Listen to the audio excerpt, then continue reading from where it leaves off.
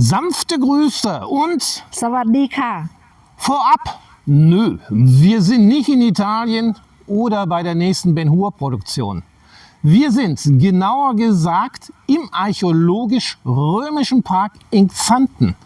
Und was es hier noch so alles gibt, das erfahrt ihr gleich. Auf geht's!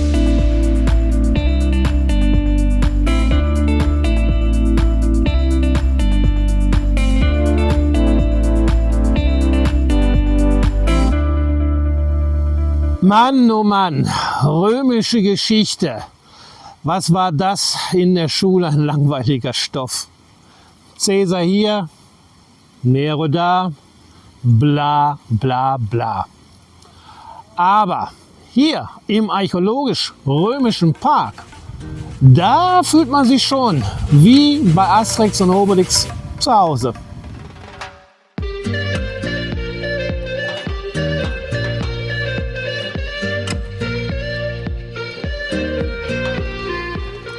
Gut, wir stehen nicht in deren Dorf, sondern in der damaligen Stadt Colonia Ulpia Triana. Aber das Geniale daran ist, die Nachbauten stehen genau da, wo sie zu Zeiten von Marcus Ulpius Trianus erbaut worden sind. Und wer war dieser Markus? Marcus Ulpius Trianus, kurz Trian genannt, war nicht nur der Bauherr und Namensgeber dieser Stadt, er war auch zugleich Feldherr und Kaiser des Römischen Reiches. Aber später mehr von ihm.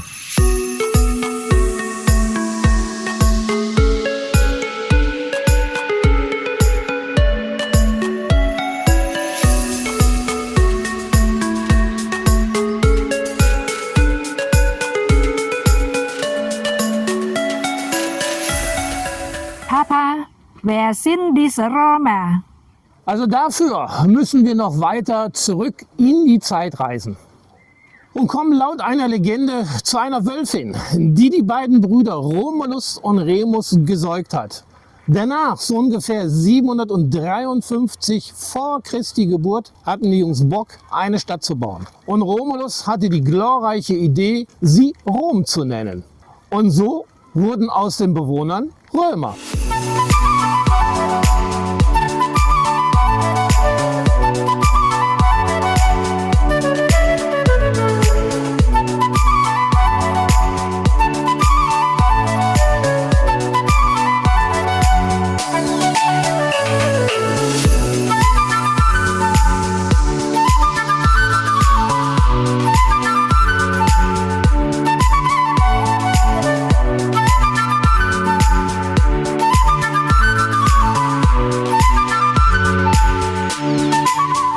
Aber kommen wir noch mal zu Marcus Ulpius, diesem Kollegen hier an meiner Seite.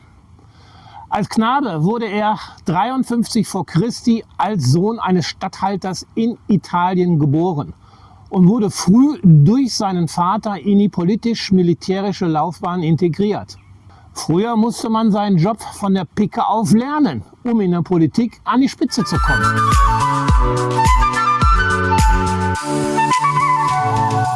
Naja, jedenfalls trat er erstmal in die Fußstapfen seines Vaters und wurde selber Statthalter von Germania, sprich Teil des heutigen Deutschland.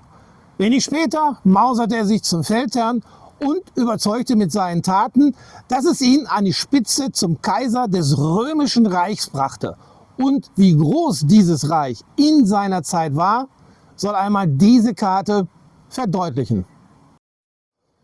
Tja, da bekommt wirtschaftlicher Aufschwung mal eine ganz andere Bedeutung. Und das sogar mit Zustimmung vom Volk.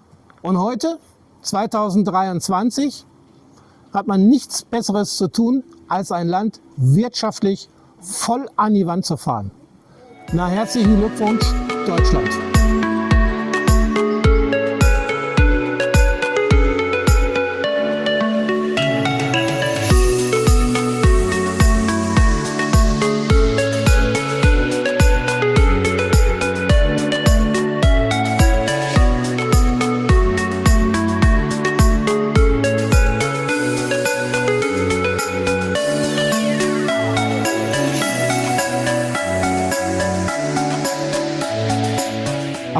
in die Gegenwart. Auf die Idee, hier über dem Areal einen Park zu errichten, darauf kam der Landschaftsausschuss des Landschaftsverbands Rheinland, kurzum LVR genannt, am 14. September 1973 und machte gleich Nägel mit Köpfen.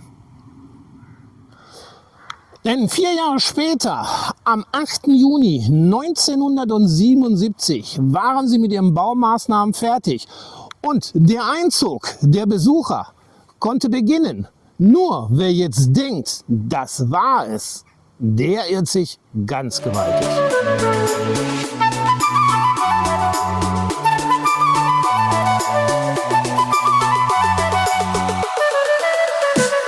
Auch heute noch wird hier fleißig gebuddelt, denn auf dieser 75 Hektar großen Fläche sind noch so manche Schätze versteckt und die wollen ans Tageslicht. Und damit ihr mal eine Vorstellung habt, wie diese Stadt in ihrer Blütezeit ausgesehen oder ausgesehen haben könnte, dafür blende ich euch mal eine Ansicht ein.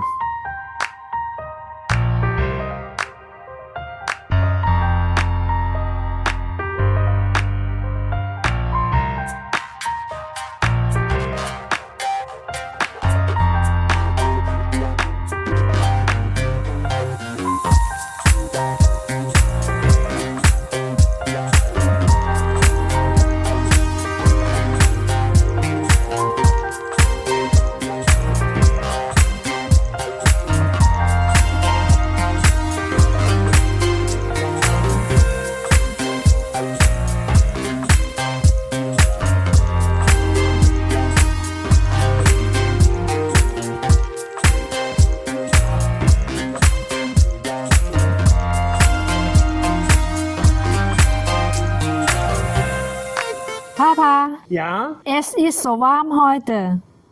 Tja denn, ab ins Badehaus. Denn im Bau von solchen Dingern hatten die echt was drauf. Man könnte auch sagen, sie waren die Urväter des Thermalbadespaßes von heute.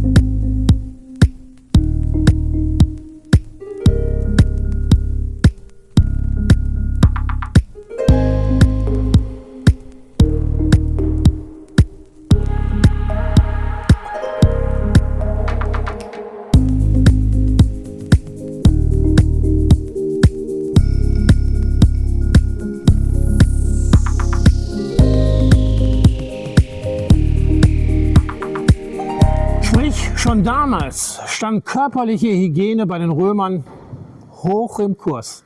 Oder doch nicht? Naja, auf die Toilette muss jeder mal. Nur Papier, ihr wisst schon, gab es nicht. Und so nahm man halt einen Schwamm.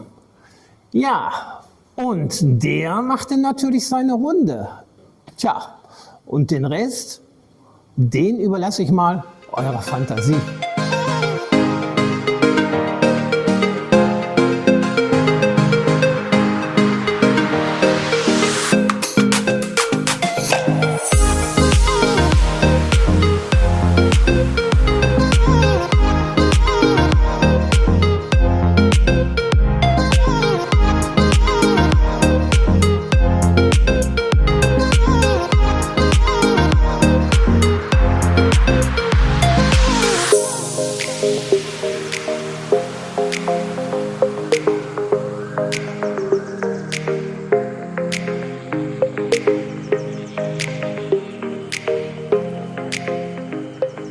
Doch kommen wir lieber noch mal auf das Badehaus zu sprechen. Das Gebäude, das ihr hier im Hintergrund seht, entspricht zum Beispiel der Größe und Gestalt seines antiken Vorbilds.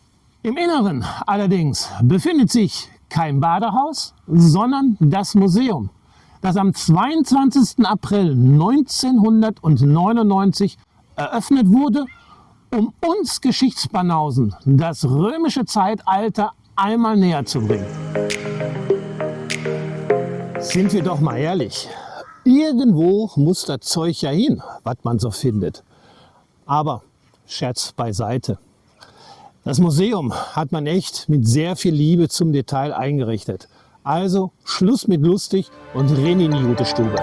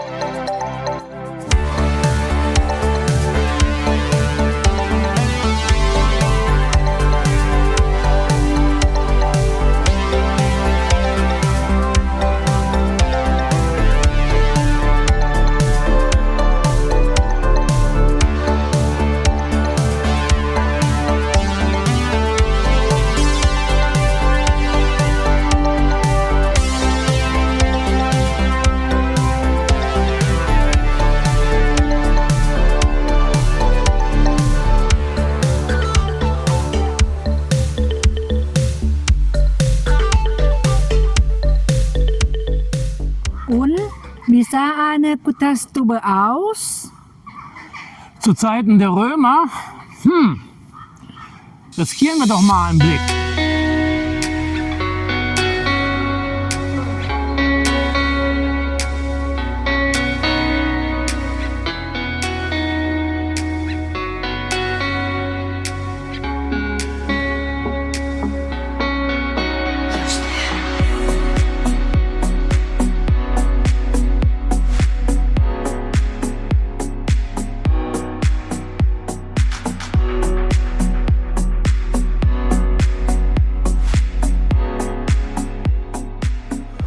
Da wir gerade von strapazierten Reisenden sprechen. Reisen macht ja bekanntlich hungrig und durstig.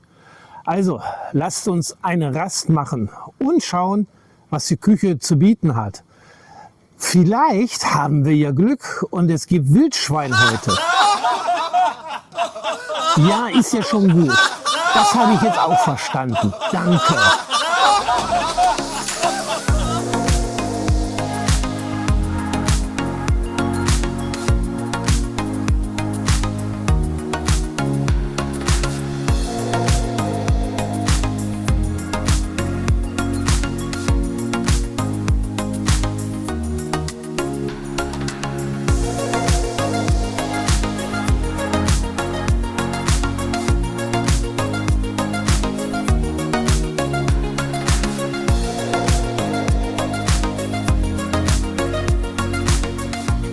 Der Höhepunkt allerdings dieser Anlage ist das Amphitheater.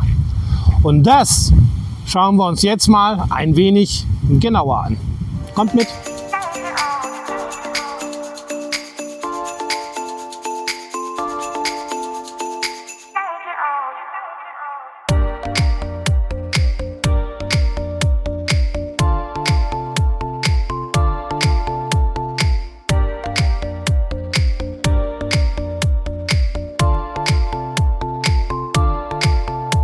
Papa, was ist jetzt ein Amphitheater? Wikipedia beschreibt es so.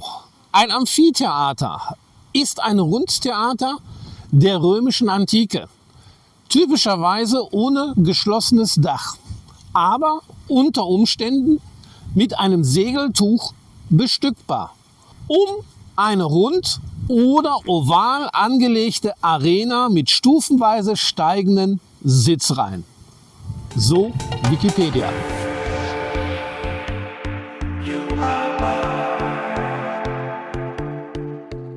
Der Sinn und Zweck solcher Arena war simpel.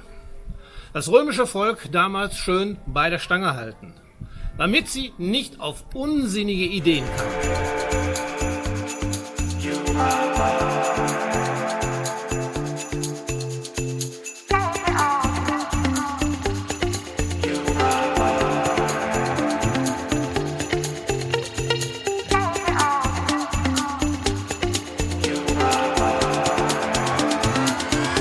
Das Programm war sehr vielfältig und so wurden hier große Theateraufführungen und sportliche Wettkämpfe abgehalten. Aber das besondere Highlight waren die Gladiatoren und Tierkämpfe, zum Beispiel mit Löwen. Tja, und wie die ausgegangen sind, das hat uns Hollywood in unzähligen Verfilmungen gezeigt.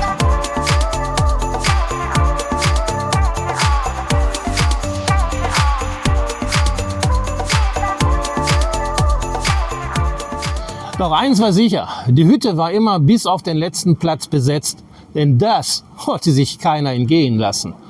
Obwohl, wenn ich so recht überlege, könnte man heute eigentlich... lassen wir das.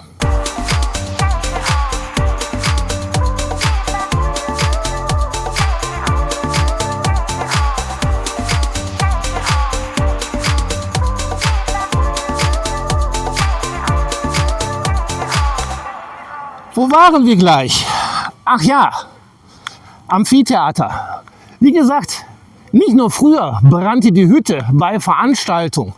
Auch heute noch geht hier immer wieder die Luzi ab. Und so manche Superstars haben sich hier schon die Klinke in die Hand gegeben. Wie zum Beispiel José Carreras, Die Ärzte, Herbert Grönemeyer, Sisi Top und einer, der darf natürlich nicht fehlen. Unser Thomas Gottschalk mit Na was wohl? Wetten, dass?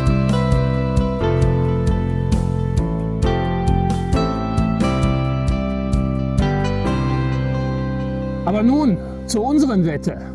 Wir wetten, dass nun Schluss ist für heute und sagen, Tschüss, สวัสดีค่ะ ach, und nicht vergessen, teilen, liken, kommentieren und abonnieren. Tschüss.